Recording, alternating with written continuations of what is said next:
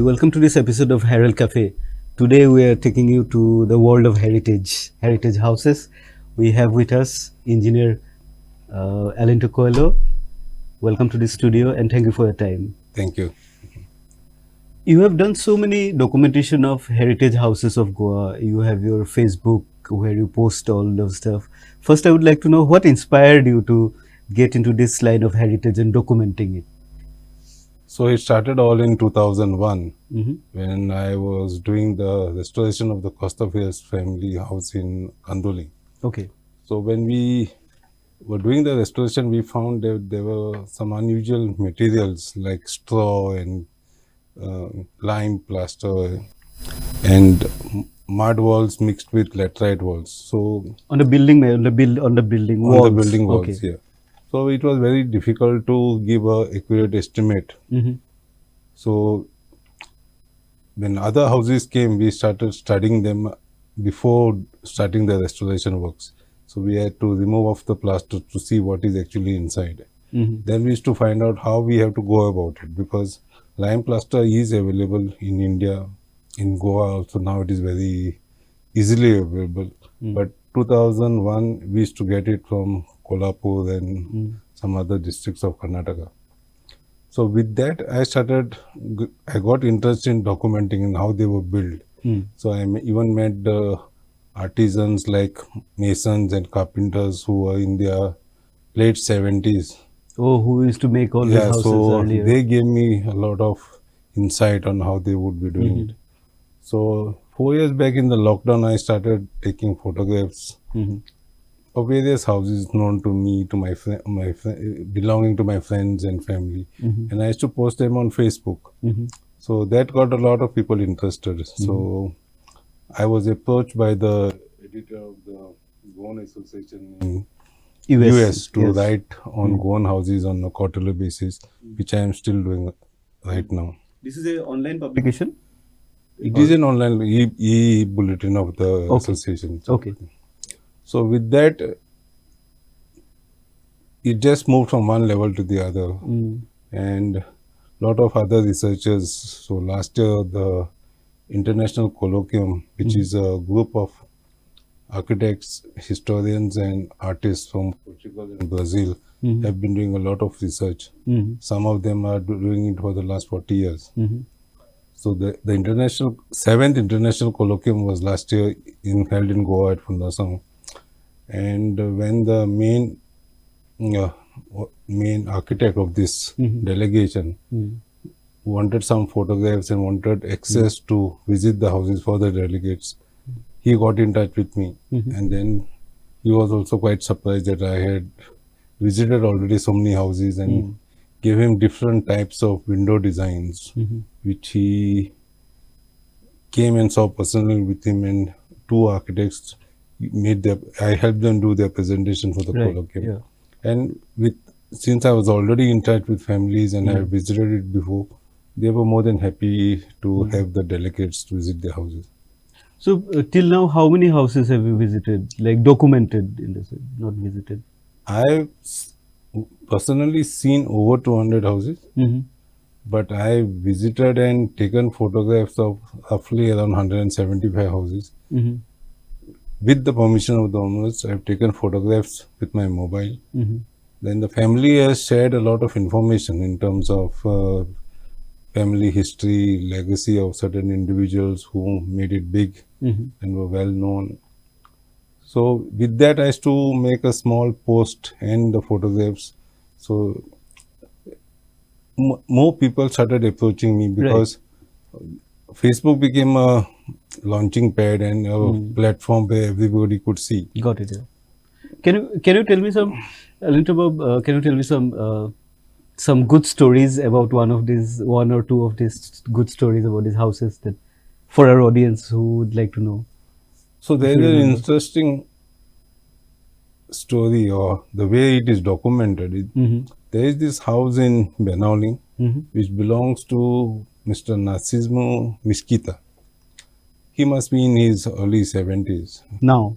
Okay. Right now. So when I visited his house, there was a painting of a gentleman wearing that white topi, and he explained to me that that gentleman was Mr. Vittal Ramaprabhu. Oh, okay. And somewhere in the year 1550, Mm. he converted from Hinduism to Christianity. Mm-hmm. And the priest who baptized him was one Father Mishkita. So Okay. after he got baptized, Mm. he decided to take the name Rodrigo Mishkita. Mm. Now, the family says that all the Mishkitas in Goa Mm. are descendants of Anant Ramaprabhu. Right. And they had a house probably which was 200 square meters in Mm-hmm.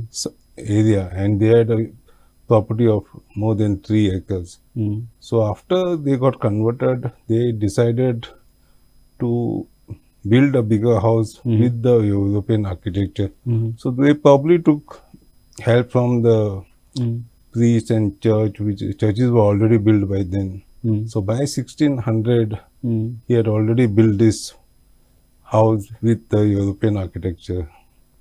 Okay.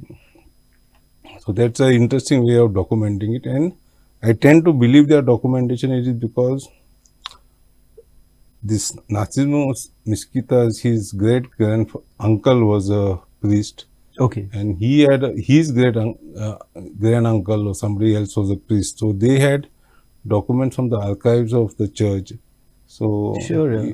it is, so that's the reason I would say it was Authentic. Yeah. authentic Yes. information. Yeah. I'm sure all these old houses will have, all these Puran Ghar will, I'm sure, have huge set of historical importance in our Yeah, they do society. have. They Yes. do have.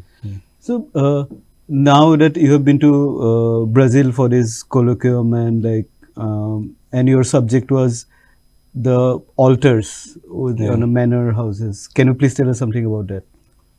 So most Goan houses have, almost every Goan houses, whether it's old or new, have this small space called the altar room, or just the altar in the newer construction like apartments. But but the older houses had one prayer room, and some were referred to as chapel, some are referred to as altars or oratorio. Okay. So it so happened that in 1965, the Vatican Council too took a decision. They took many decisions. It was a landmark this thing of the Vatican Council. From 62 to 65, they had various decrees on how to practice the Christianity. Christianity, Catholic religion sort Okay. of a thing. So they passed a decree saying that if you have to enter a house and go to the chapel or prayer room, then you cannot say mass for the general public. It's only for the family. It's only for the family. Got But it. before this, the houses had masses for the general public. Okay. But if the altar room or the chapel is adjoining the house and there is a internal access for the family and an external for the public. Neighbors, yeah. So till today, these houses continue to have public mass Masses, every yes. Sunday for the Okay. public sort of. Okay. Means the villagers, no? Yeah, Like nearby the places, village. yes. So in my presentation, I gave this differentiation. Also, each family had their own patron saint. Yes. So they used to celebrate the feast of their patron saint in a big way, which still happens here. But this is something I saw also in Brazil. But they do it very differently. So coincidentally, it was the house of another Coelho in Brazil, Okay. who converted it into a museum and he used to stay there. But the patron saint of the family was Saint Fernando. So the house was named as Fazenda São Fernando, Okay. though they are Coelho. So it was the devotion, and their family saint was, the name of the family saint was given to the house. Got it, And that's got how most of these coffee estates in Brazil, of course, now they are no longer coffee estates because they don't make coffee anymore there. So, but they used to name the houses based on the patron saint of the family. Got it, Sort yes. of. Yeah. So another question coming up to me that now that you have seen that, see, Brazil was also Portuguese. They speak in Portuguese, and India, like Goa was a Portuguese, like Macau was a Portuguese Yeah. colony. Do you think there is a similarity of the housing patterns, the architecture? Like, how similar is it? Like, is it like 80% similar to the houses that you have seen? No, actually, there is no similarity whatsoever in the Goan houses and the houses in Brazil. Houses in Brazil externally, I would say, may have architecture influence from the European Yes. countries and maybe by Portugal itself. Hmm. Even the furniture has no resemblance whatsoever. How So, how how come? Like, how did it happen? my understanding is the Goan houses were built with local artisans and Hmm. local materials, which Hmm. also happened in Brazil. Hmm. So Brazil had a lot of timber, Amazon forest. Right.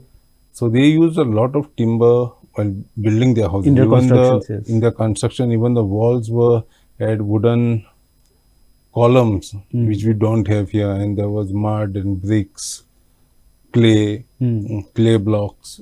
In Goa, we have purely laterite, Laterites, and in yes. some cases, lateritic rubble and Hmm. mud walls also are there. Hmm.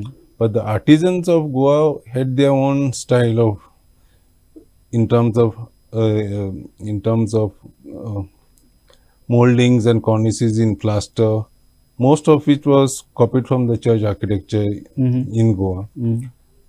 which were built by the Portuguese and predominantly by the Jesuits. So in Brazil, what has happened is the churches which were built were predominantly built by the Franciscan order. So there is a Got it. Two difference there. different Yeah, orders. and they came and this was Jesuits had more of priests from Spain, and Okay.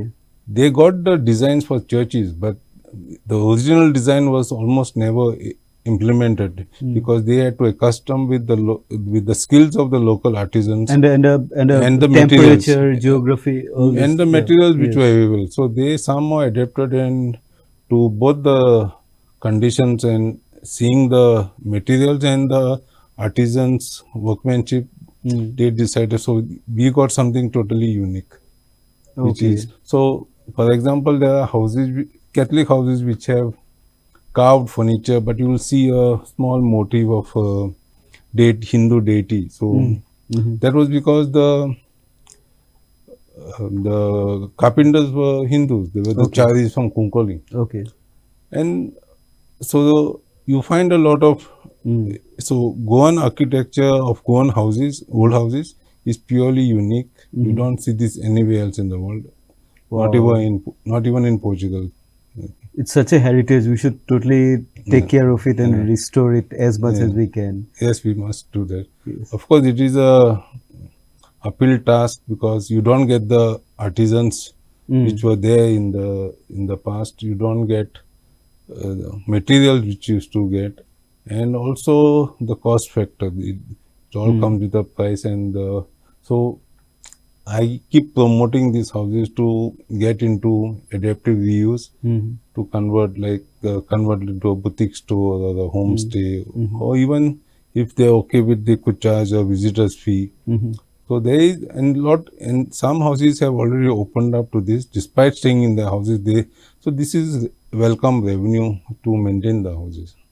And maintaining the houses is a huge cost, you were saying? If you maintain it on a regular basis, especially the roofs, Mm. I don't see why these houses need more maintenance.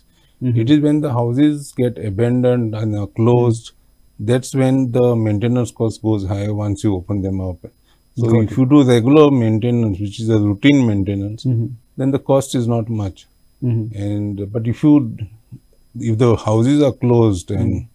not not lived Got it. Yes. Yeah. then you find it difficult. So, Alinto, is there any policy of the government to keep the heritage of Goa alive? You know, like in which is helping in a positive way to preserve these houses.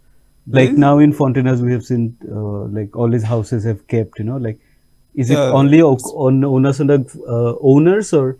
the onus is on the owners, but the government has just done conservation zones like in Kampal, Mhm. Fontaine, then in Margao. Hmm. So those houses come under conservation zone, but if they have to do any repairs, they have to follow the norms of the conservation rules of the town and country Got it. planning. Yes. But very recently, uh, just last week, EDC has come out with a loan scheme for repairs of heritage houses. I think this is a very good positive Yeah. move. So a Yes. lot of banks initially were not comfortable doing it because normally when you do a valuation, life of a structure is considered, especially an RCC structure, is considered not beyond 80 years. 80 years is the maximum, yes. And my argument is these houses has already lived 200, 300, 400 years. Easily. If you maintain the roofs, basically the woodwork, there's no reason that they will not continue to live for another 100 or 200 years. Wow. I'm glad that banks have come forward to do this. And I think the last question, like a observation, what is the future you see of these heritage houses that you are trying to restore it, you are trying to preserve it, where is the whole air is going now that you have seen so many new houses have come up, slowly people are abandoning their old houses, like what is your perspective, what is your comment on that? Yeah, it is difficult, but then people are, the main thing is the family has to be united to take a decision, because True. the longer you go, the generations, individual number increases. True. So then it becomes difficult to take a call. But now with welcome and seeing that so many houses are doing well in terms of homestays Heritage and values, yes. even for that matter, just photography, Mm. bridal photography or wedding photography taken in these houses Mm. is welcome revenue. So that also does not intrude into their privacy and it helps them. So there is light at the end of the tunnel, I must say. Nice, thank you. And what is your role into all of this heritage preservation? How do you want to see yourself? No, I've been Attributing. doing. I'm still doing restoration of quite a few houses, but I'm also researching in terms of, because I am writing, I need to do authentic information. So, and then there has been this tie up with Portuguese architects and historians, and also now with with my trip to Brazil, there have been interest shown by the Brazilian researchers to jointly document houses of Goa Right. and Brazil. Okay. Okay, all these things you'll. So primarily you need to document this Yes. to take it forward. Yes. But in the meanwhile, restoration is something we need to, and upgradation. Upgradation is required because in the current times you have to have a bathroom attached for the bedroom. Otherwise, in all houses, it was at the end of the house, one block was the. Yes. So upgradation is the same, is making all bedrooms self-sufficient with attached bathroom. That is one thing which everybody surely wants to do. I think that is the need of the times, Yeah. that kind of a scenario, how it is. Congratulations for your work, and I'm glad that you are documenting all this, which is an asset to Goan society, because like say after 10 years, after 50 years, when people will read about it, I think they will come back and read about the documents, that what they were documenting. It's a great asset to the society.